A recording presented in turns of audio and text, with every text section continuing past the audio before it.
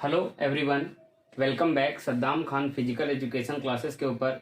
और जैसा कि हम स्पोर्ट्स ट्रेनिंग पढ़ रहे थे जो कि हमारे बीपीएड और एमपीएड के सिलेबस में दिया हुआ है, और जो सीबीएसई 12th में जो बच्चे हैं उसमें भी ट्रेनिंग इन स्पोर्ट्स के बारे में दिया गया है। तो उसी में सबसे पहले हमने इसमें पढ़ा था स्पोर्ट्स ट्रेनिंग की definition, meaning, AIIMS and objective और प्रिंसिपल के बारे में पढ़ा था। उसी में सिलेबस बीपीएड के सिलेबस में कंटिन्यू आगे करेंगे। तो उसमें आपको दिया हुआ है सिस्टम ऑफ स्पोर्ट्स ट्रेनिंग, ठीक है। उसके अंदर हमें 3 चीजें पढ़नी है, बेसिक परफॉर्मेंस ट्रेनिंग, फिर हमारी गुड परफॉर्मेंस ट्रेनिंग, और third is high performance training. ये 3 ट्रेनिंग क्या है इनके बारे में पढ़ना है, ठीक है। बीपीएड सिलेबस में दी हुई है। सिस्टम ऑफ स्पोर्ट्स ट्रेनिंग के लिए बेसिक परफॉर्मेंस ट्रेनिंग, दूसरी है गुड परफॉर्मेंस ट्रेनिंग, तीसरी है हमारी हाई परफॉर्मेंस ट्रेनिंग। सबसे पहले हम बात करेंगे बेसिक परफॉर्मेंस ट्रेनिंग के बारे में। बहुत ही हमने इजी शब्दों में यहाँ पे लिख रखा है ताकि जो हमारे साथी हैं उनको अच्छे से समझ में आ सके। देखिए, बीपीएड और एमपीएड जो भी साथी कर रहे हैं, कोशिश करें कि अगर हम साधारण भाषा में चीज़ों को समझें तो हमें जल्दी से याद होगा और हमारा कॉन्सेप्ट जल्दी से क्लियर होगा। अगर हमारा कॉन्सेप्ट क्लियर है तो हमें चीज़ें जल्दी से समझ में आएंगी, ठीक है। बहुत ही ईजी सब्जेक्ट है ये, अगर आप मन लगा के अच्छे से पढ़ेंगे, ठीक है, तो अच्छे से समझ में आएगा। इसीलिए मैं बहुत ही इजी भाषा में आपके सामने वीडियो लेके आता हूँ ताकि आपका जो कॉन्सेप्ट है वो जल्दी से क्लियर हो जाए। सबसे पहले हम देखेंगे बेसिक परफॉर्मेंस ट्रेनिंग के बारे में। यह खिलाड़ी की लंबी अवधि की सामान्य तैयारी है, ठीक है। ये क्या है, जो बेसिक परफॉर्मेंस ट्रेनिंग है वो लंबी अवधि की सामान्य तैयारी है, मतलब बेसिक प्रिपरेशन है, ठीक है। किसकी? एक खिलाड़ी की, जो कि लॉन्ग ड्यूरेशन तक चलेगी, मतलब लंबी अवधि तक चलेगी। उसके बाद है इसके अंदर निम्न कारकों पर कार्य किया जाता है। अब इसके अंदर क्या क्या चीजें आती हैं, क्या क्या इसके कारक हैं, ठीक है, उनको मैंने यहाँ से लाइन से लिख रखा ताकि आपको अच्छे से समझ में आ जाए, ठीक है। यह खिलाड़ी की लंबी अवधि की सामान्य तैयारी है। इसके अंदर निम्न कारकों पर कार्य किया जाता है। कौन कौन से कारकों पर कार्य किया जाता है? सबसे पहला है हमारा स्वास्थ्य को ठीक करना। स्वास्थ्य को ठीक करना। कोई भी एथलीट आपके पास आता है, बेसिक परफॉर्मेंस ट्रेनिंग में क्या करें, कोई भी एथलीट आपके पास आया तो सबसे पहले हम किस पे काम करेंगे? उसको स्वास्थ्य, उसका जो स्वास्थ्य है उसको ठीक करने में कार्य करेंगे। बच्चे आपके पास नए नए बच्चे आते हैं तो सबसे पहले उनके हेल्थ पे काम करेंगे, देखेंगे कि वो बच्चा खिलाड़ी बनने के लायक है कि नहीं है, उसके अंदर वो एबिलिटी है, वो गुण है कि नहीं है। इन सब चीजों के बाद ही उसको हम ट्रेनिंग में इन्वॉल्व करेंगे, ना कि हमने पहले दिन ही उसको वेट ट्रेनिंग करा देनी, पहले दिन हिल ट्रेनिंग करा देनी, इस तरह से नहीं, ठीक है। पहले उसके अंदर हमें एबिलिटी देखनी है, वो बच्चा उत्साहित है कि नहीं है। बहुत सारी चीजें हम देखने के बाद ही उसको सिलेक्ट करते हैं जब हमारा फिजिकल ट्रेनिंग टेस्ट हो जाता है बच्चों का तब। फिर दूसरा पॉइंट हमारा क्या कहता है? आधारभूत शारीरिक गतिविधियों को पूर्ण करना, ठीक है। जो आधारभूत शारीरिक गतिविधियां हैं उनको क्या करना है? हमको पूर्ण करना है, ठीक है। तीसरा हमारा है खेल के प्रदर्शन को व्यवस्थित रूप से विकसित करना। खेल के जो प्रदर्शन है उनको व्यवस्थित रूप से विकसित करना है हमको, किसके अंदर? बेसिक परफॉर्मेंस ट्रेनिंग के अंदर। चौथा कारक आपका कहता है, चौथा कारक कहता है हमें बेसिक ट्रेनिंग की शुरुआत 10 से 12 वर्ष में शुरू होती है और यह 3 से 4 वर्ष तक चलती है। मतलब जो बच्चा आपका 10 से 12 साल का जो बच्चा है वो आपके पास आता है तो सबसे पहले आप बेसिक परफॉर्मेंस ट्रेनिंग से उसको शुरुआत कराएंगे, ना कि उसको आप हाई परफॉर्मेंस ट्रेनिंग में इन्वॉल्व करेंगे। सबसे पहले उसको हम क्या कराएंगे? बेसिक परफॉर्मेंस ट्रेनिंग में इसको इन्वॉल्व कराएंगे। बेसिक परफॉर्मेंस ट्रेनिंग 10 से 12 साल के जो बच्चे होते हैं वहां से शुरू होती है और 3 से 4 साल तक ये चलती है, ठीक है। अब हम देख लेते हैं बेसिक परफॉर्मेंस ट्रेनिंग। हमने जान लिया कि 10 से 12 साल के बच्चों को होती है, जिसके अंदर हमारे स्कूल के बच्चे इन्वॉल्व होते हैं। हमारे स्कूल के बच्चे इन्वॉल्व होंगे, ठीक है। नंबर 1, हमारे क्लब के बच्चे इन्वॉल्व होते हैं इसके अंदर, ठीक है। क्लब्स के बच्चे आते हैं, ठीक है। स्कूल के अंदर ज्यादातर आपको बच्चे मिल जाएंगे 10 से 12 साल के। क्लब के अंदर आपको बच्चे मिल जाएंगे जहां पर हम बेसिक परफॉर्मेंस ट्रेनिंग को इन्वॉल्व करते हैं। अब नंबर 2 पे हम देखेंगे गुड परफॉर्मेंस ट्रेनिंग, ठीक है। उसके बाद हम देखेंगे हाई परफॉर्मेंस ट्रेनिंग, ठीक। अब हम बात करेंगे गुड परफॉर्मेंस ट्रेनिंग के ऊपर, ठीक है। हमने बेसिक परफॉर्मेंस ट्रेनिंग की बात कर ली, अब हम बात करेंगे गुड परफॉर्मेंस ट्रेनिंग के ऊपर, ठीक है। उसको देखते हैं। सबसे पहले क्या हुआ था कि बेसिक परफॉर्मेंस ट्रेनिंग में बच्चा हमारे पास आया, जो बच्चा था हमारा 10 से 12 साल का, उसको हमने 3 से 4 साल तक मान के चलिए बेसिक परफॉर्मेंस ट्रेनिंग दी। अब उसके बाद जब बच्चा उसमें परफेक्ट हो गया तो वो कहाँ पहुंच गया, गुड परफॉर्मेंस ट्रेनिंग के अंदर। ठीक है, इसमें क्या होगा देखते हैं। गुड परफॉर्मेंस ट्रेनिंग, इस प्रशिक्षण की शुरुआत बेसिक ट्रेनिंग से होती है। ठीक है, जैसा कि हमने जाना था बेसिक ट्रेनिंग के बाद ही हमारा गुड परफॉर्मेंस ट्रेनिंग आती है। इस प्रशिक्षण की शुरुआत बेसिक ट्रेनिंग से होती है और समाप्ति उच्च प्रशिक्षण से खत्म हो जाती है। मतलब बेसिक से स्टार्ट हुई, उसके बाद हाई परफॉर्मेंस ट्रेनिंग पर ये खत्म हो गई। ठीक है, खत्म होती है। इसके अंदर निम्नलिखित कारक आते हैं, मैंने पॉइंट लिख रखे हैं ताकि आपका कॉन्सेप्ट जल्दी से क्लियर हो जाए। सबसे पहला पॉइंट इसके अंदर आता है, प्रशिक्षण के भार को बढ़ाना चाहिए। जो ट्रेनिंग लोड होता है उसको क्या करना चाहिए, इसके अंदर बढ़ाना चाहिए।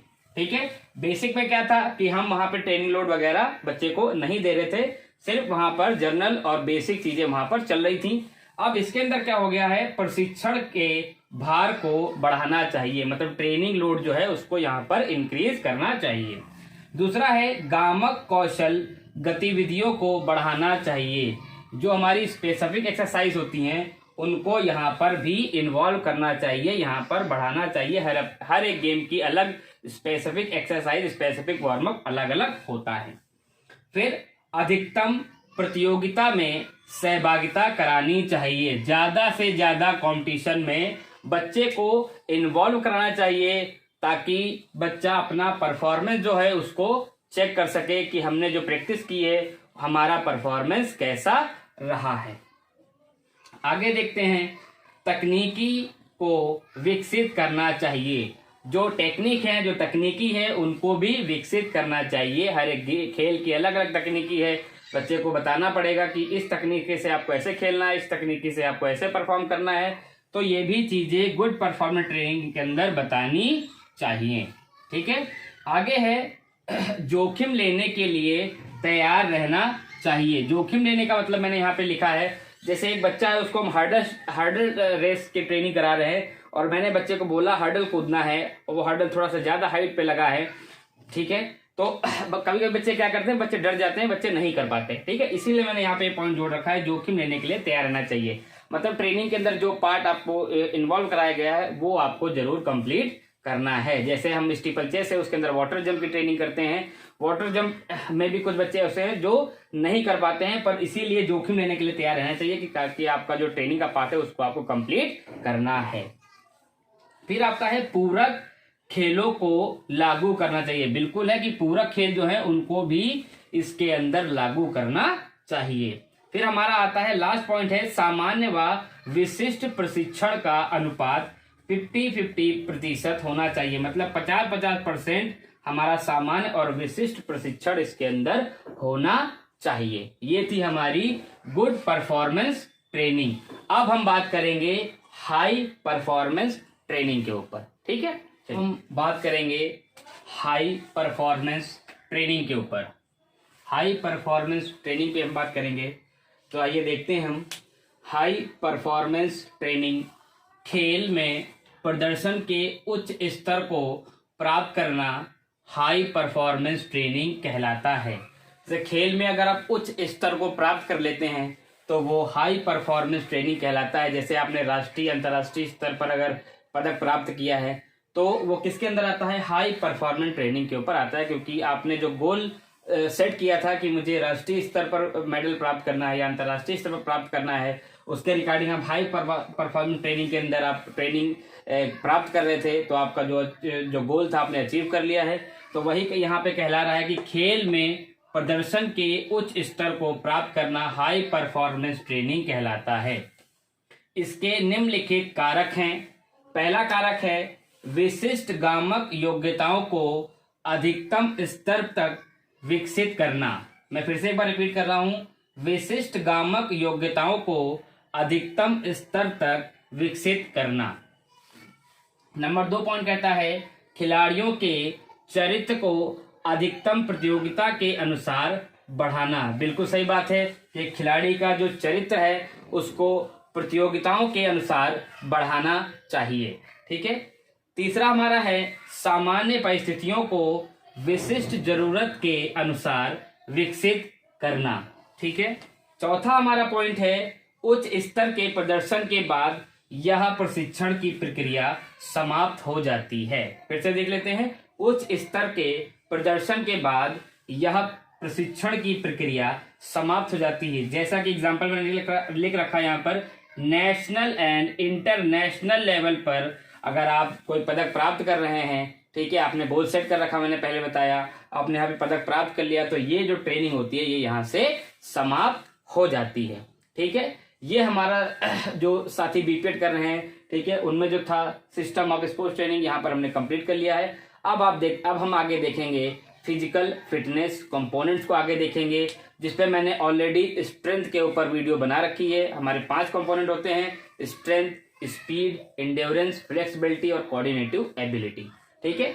मैंने स्ट्रेंथ पर ऑलरेडी वीडियो बना रखी है, आप उसको विस्तार पूर्वक वहां से देख सकते हैं। अब हम फिजिकल फिटनेस कंपोनेंट में स्पीड के ऊपर यहाँ पर बात करेंगे। ठीक है। चलिए, कंपोनेंट ऑफ फिजिकल फिटनेस, शारीरिक दक्षता के घटक के बारे में बात करेंगे, जिसपे मैंने ऑलरेडी एक वीडियो बना रखी है। हमारे 5 घटक होते हैं, शारीरिक दक्षता के 5 घटक होते हैं। सबसे पहला होता है हमारा स्ट्रेंथ, स्पीड, एंड्योरेंस, फ्लेक्सिबिलिटी और कोऑर्डिनेटिव एबिलिटी, जिसपे सबसे पहले मैंने स्ट्रेंथ पे वीडियो बना रखी है, आप प्लेलिस्ट में जाकर के देख सकते हैं। और आज हमारी जो है टॉपिक उस पर बात करेंगे स्पीड के ऊपर। ठीक है।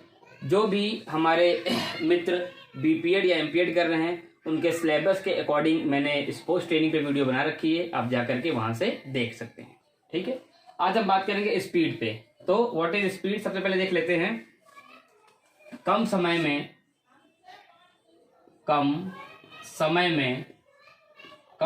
में तय की गई दूरी को गति कहते हैं।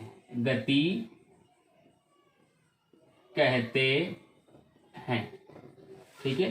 कम समय में तय की गई दूरी को गति कहते हैं।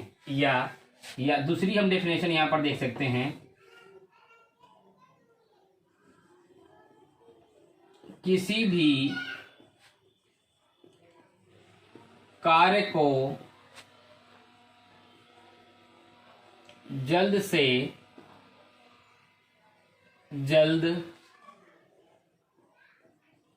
करने की योग्यता को गति कहते हैं।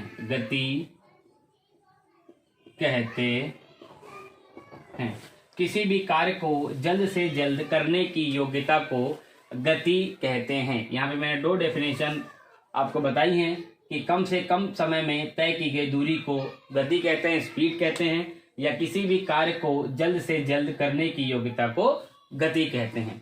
अब हम जानते हैं गति के प्रकार,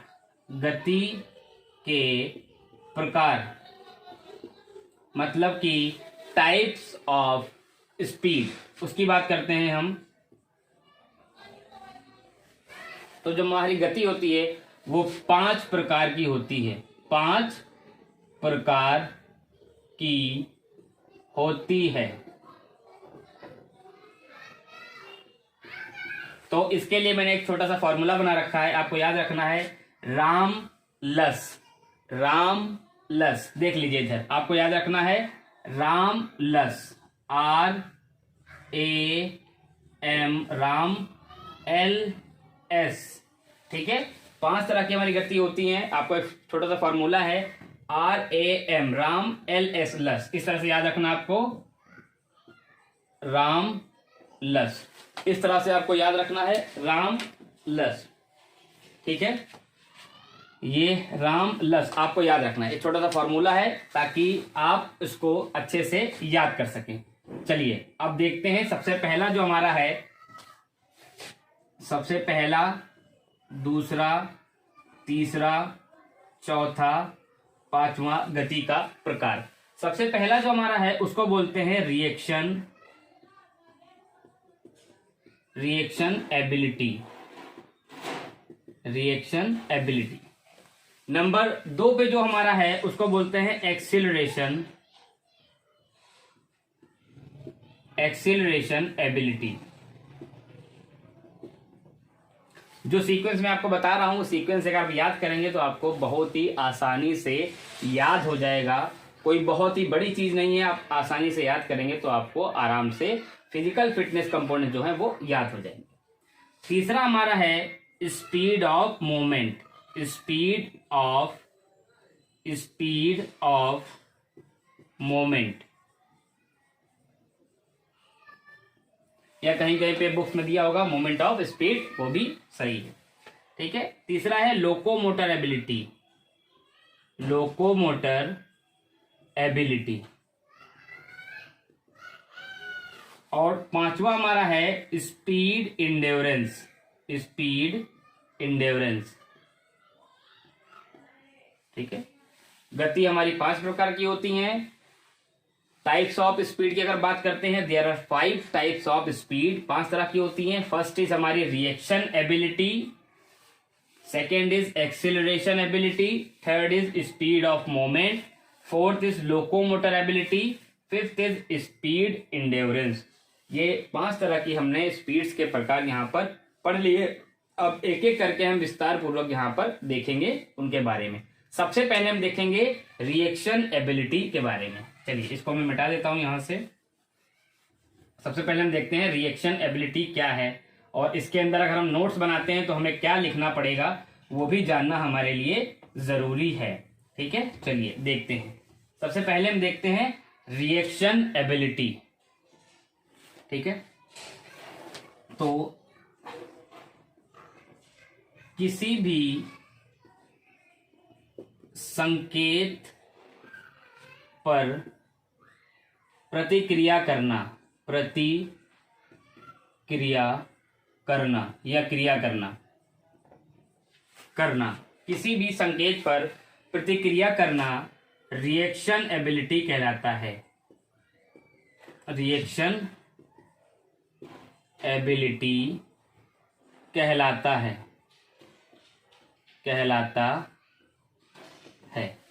ठीक है। या किसी भी प्रकार का जब संकेत मिलता है और हम कोई भी क्रिया प्रारंभ करते हैं तो वो क्या कहलाता है, रिएक्शन एबिलिटी कहलाता है। मैं एक बार फिर रिपीट कर रहा हूं, किसी भी प्रकार का जब हमें संकेत मिलता है और हम प्रक्रिया को प्रारंभ करते हैं, शुरू करते हैं, कोई भी एक्टिविटी को शुरू करते हैं तो वो क्या कहलाता है, रिएक्शन एबिलिटी कहलाता है। जैसे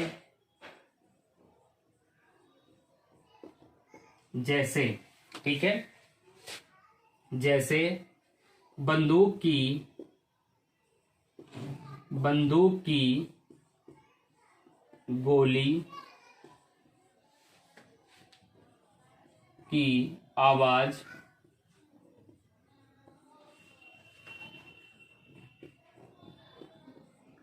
कानों से सुनकर दौड़ना।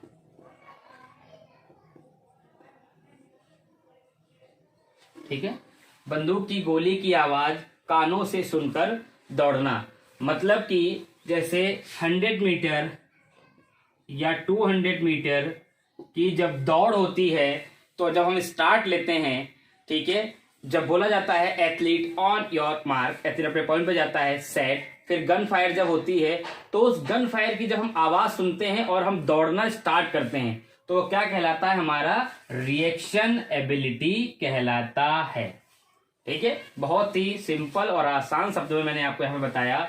जब भी हमारी 100 मीटर की दौड़ होती है, 200 मीटर की दौड़ होती है और जब हम स्टार्ट देते हैं, ठीक है, और उस स्टार्ट को एथलीट सुनता है या गन फायर को या क्लैप को या विसिल को एथलीट सुनेगा, उसके बाद वो जब भागना स्टार्ट करता है, ठीक है, उसी को हम बोलते हैं रिएक्शन एबिलिटी कहलाती है या कहते हैं। बंदूक की गोली की आवाज कानों से सुनकर दौड़ना, ये एक एग्जांपल मैंने आपको बताया है। रिएक्शन एबिलिटी के अंदर आप कई चीजें भी इसके अंदर लिख सकते हैं कि किसी भी प्रकार की आवाज सुनने पर कोई भी प्रतिक्रिया करना, कोई भी क्रिया करना क्या कहलाता है, रिएक्शन एबिलिटी कहलाता है। ये चीजें आप इसके अंदर लिख सकते हैं। अब नंबर 2 हम देखते हैं, इसके अंदर नंबर 2 देखते हैं हम एक्सेलरेशन एबिलिटी, एक्सेलरेशन एबिलिटी। ठीक है, हमारी सभी क्लासेस सिलेबस के अकॉर्डिंग है। आप जाकर के प्लेलिस्ट में चेक कर सकते हैं, देख सकते हैं। सभी क्लासेस फ्री ऑफ कॉस्ट है, कोई भी कॉस्ट नहीं है। सभी हमारे जितने भाई बहन हैं जो बीपीएड एमपीएड कर रहे हैं उन सभी के लिए मैं ये क्लासेस जो चला रहा हूँ, ताकि लोगों तक जो एक नॉलेज है, जो भी मुझे आता है नॉलेज है, वो बच्चों आप लोगों तक पहुंच सके। बस यही मेरी कामना है। चलिए, दूसरा हमारा है ए। ठीक है, आप RAM रामलस याद रखिएगा, यहाँ पे लिख देता हूँ RAM रामलस, ये याद रखिएगा। ठीक, ए से क्या था? Acceleration ability, acceleration ability.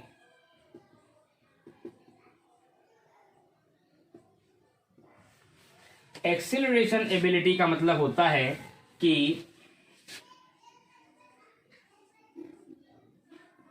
कम से कम समय में, कम से कम समय में अधिकतम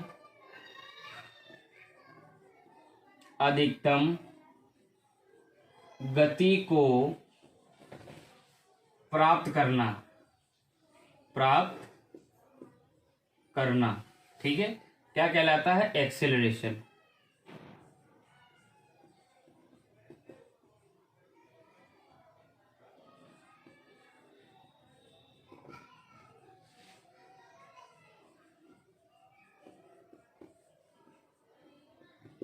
ठीक है, कम से कम समय में अधिकतम गति को प्राप्त करना एक्सेलरेशन एबिलिटी कहलाता है।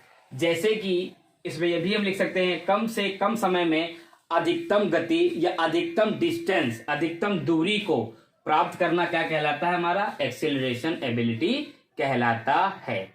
जैसे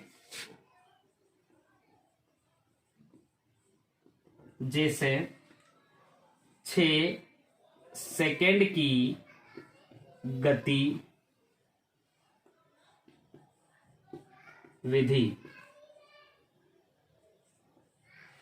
जैसे 6 सेकेंड की गतिविधि इसके अंदर आती है। जैसे कि 6 सेकेंड में कम से कम हमने डिस्टेंस, अपना डिस्टेंस जो अचीव किया वो 50 से 60 मीटर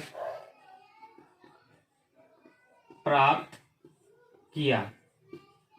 ठीक है, 6 सेकेंड में हमने 50 से 60 मीटर अगर डिस्टेंस कवर किया, एक मानक मैं बता रहा हूं, 6 सेकेंड में 50 से 60 मीटर अगर डिस्टेंस में कवर किया तो क्या कहलाता है? एक्सेलरेशन एबिलिटी कहलाता है। मतलब कि कम से कम समय में अधिकतम डिस्टेंस को कवर करना या अधिकतम गति को प्राप्त करना क्या कहलाता है? हमारा एक्सेलरेशन एबिलिटी कहलाता है। जैसे कि बहुत सारे एथलीट होते हैं, कोई 4 सेकंड में 20-30 मीटर दौड़ जाता है, कोई 4 सेकंड में मान के चलिए 30-40-50 मीटर दौड़ जाता है, तो क्या कहलाता है? हमारा एक्सेलरेशन एबिलिटी कहलाता है। ठीक है, चलिए आगे देखते हैं, हम स्पीड ऑफ मूवमेंट देखते हैं।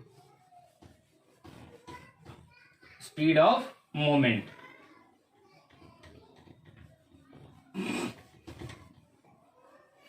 चलिए नंबर जो हमारा तीसरा था, यहां पर तीसरा नंबर था, वो हमारा है speed of movement. Speed of movement, speed of movement, इसको देखते हैं। ठीक है,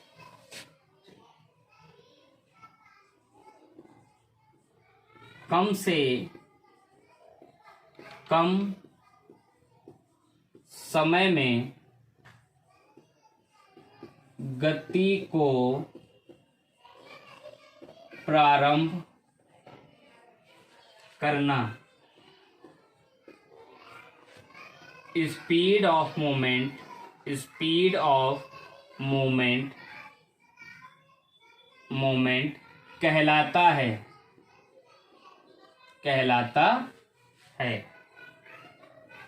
ठीक है, स्पीड ऑफ मूवमेंट क्या है? कम से कम समय में गति को प्रारंभ करना स्पीड ऑफ मूवमेंट कहलाता है। मतलब कम से कम समय में अगर हम गति को प्रारंभ करते हैं तो वो हमारा स्पीड ऑफ मूवमेंट कहलाता है। जैसे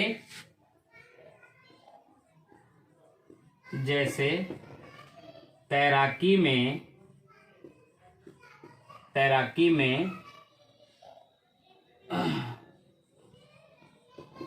मुड़ना, ठीक है, तैराकी में मुड़ना। जब हम तैराकी करते हैं तो उसमें क्या करते हैं, हम टर्न लेते हैं, ठीक है, तो वो भी हमारा स्पीड ऑफ मूवमेंट के अंदर आता है, तैराकी में मुड़ना। ये हमारा क्या है, स्पीड ऑफ मूवमेंट, कम से कम समय में गति को प्रारंभ करना स्पीड ऑफ मूवमेंट कहलाता है। आगे चलते हैं, हम लोकोमोटर एबिलिटी को देखते हैं।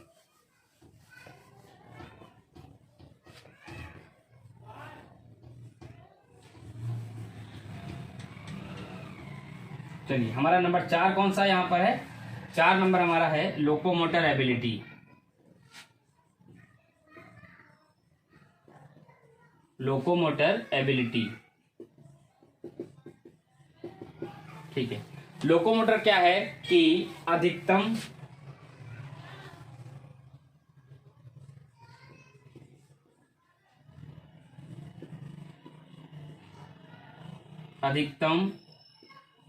दूरी तक गति को बनाए रखना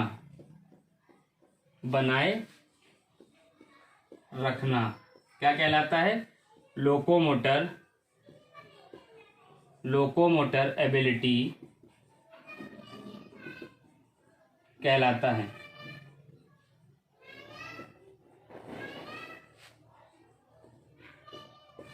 ठीक है, या उच्च चाल को अधिकतम दूरी तक बनाए रखना क्या कहलाता है, लोकोमोटर एबिलिटी कहलाता है। या अधिकतम दूरी तक गति को बनाए रखना लोकोमोटर एबिलिटी कहलाता है। मतलब कि हमने एक रनिंग स्टार्ट की और अधिकतम दूरी तक वो एक जो पेस रहती है, वो एक गति रहती है, उसको मेंटेन रखना क्या कहलाता है, लोकोमोटर एबिलिटी कहलाता है। जैसे एग्जांपल देख लेते हैं, जैसे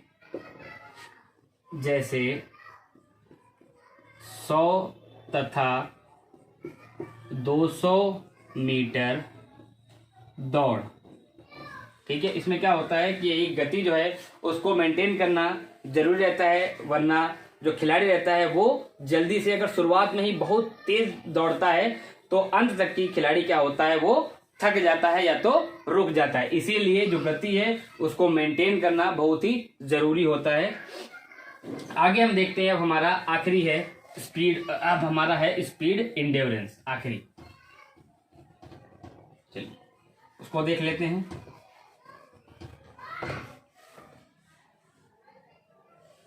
पांचवा हमारा है स्पीड इंड्योरेंस, ठीक है। स्पीड इंड्योरेंस थकान की स्थिति में भी किसी भी कार्य को करने की क्षमता को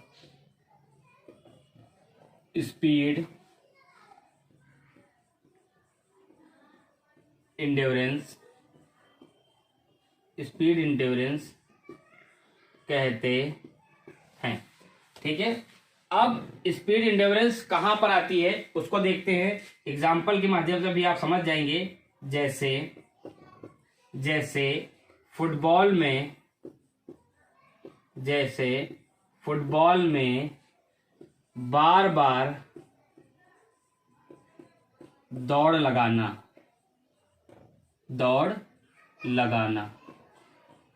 ठीक है।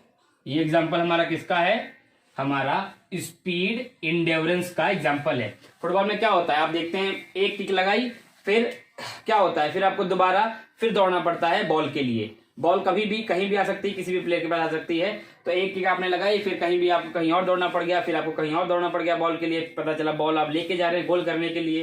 तो वहां पर हमारा क्या काम करता है कि थकान की स्थिति में भी अगर हम किसी भी प्रकार की गति को कंटिन्यू रखते हैं या कंटिन्यू करते हैं तो हमारा स्पीड इंड्योरेंस वहां पर काम करता है, ठीक है। अब शुरुआत में हम एक चीज यहाँ पे थोड़ा सा ऐड करना भूल गए थे, उसको देख लेते हैं एक बार।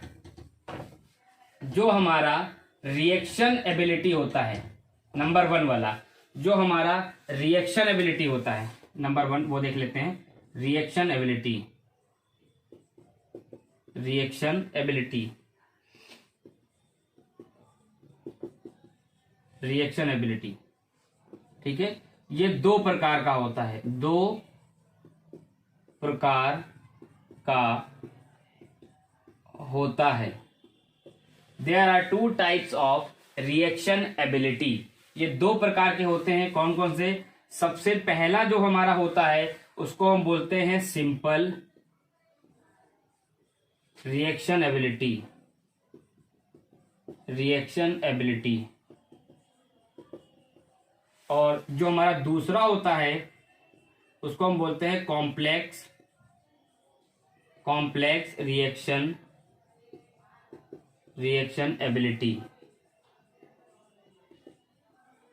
ठीक है, अब जो हमारा सिंपल रिएक्शन एबिलिटी होता है इसके अंदर 4 चरण इसके अंदर आते हैं। ठीक है, सबसे पहला जो इसके अंदर होता है, सबसे पहला जो होगा उसको हम बोलते हैं रिपीटेशन मेथड, रिपीटेशन मेथड। ठीक है, दूसरा इसके अंदर होता है पार्ट मेथड, पार्ट मेथड। तीसरा जो हमारा होगा वो होगा जर्नल मेथड, जर्नल मेथड।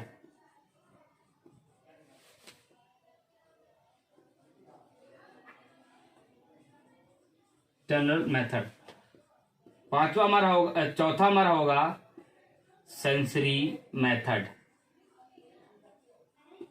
ठीक, और जो हमारा सिंपल रिएक्शन हमारा जो हमारा कॉम्प्लेक्स रिएक्शन एबिलिटी है ये हमारा 2 तरीके का होता है। कौन कौन सा होता है उसको भी हम देख लेते हैं। एक हमारा होता है पूर्वानुमान, पूर्वानुमान, और एक हमारा होता है अनुक्रिया, अनुक्रिया। ठीक है, रिएक्शन एबिलिटी को 2 भागों में बांटते हैं। सबसे पहला हमारा है सिंपल रिएक्शन एबिलिटी, दूसरा हमारा है complex reaction ability. Simple reaction ability को हम 4 भागों में बांटते हैं। सबसे पहला हमारा है इसके अंदर repetition method, part method, journal method और सेंसरी मेथड। फिर हमारा जो दूसरा है उसके अंदर कॉम्प्लेक्स रिएक्शन एबिलिटी, उसको हम 2 भागों में बांटते हैं, पूर्वानुमान और अनुक्रिया। आज की वीडियो हमारी यहीं पे समाप्त होती है। मिलते हैं एक नई वीडियो के साथ। वीडियो अच्छी लगी हो तो चैनल को सब्सक्राइब अवश्य करें और भी अपने मित्रों के साथ शेयर करें, ताकि इसी तरह की आपको नई नई क्लासेस बीपीएड और एमपीएड के सिलेबस के अकॉर्डिंग मिलती रहें। मिलते हैं एक नई वीडियो के साथ, जब तक के लिए जय हिंद, जय भारत।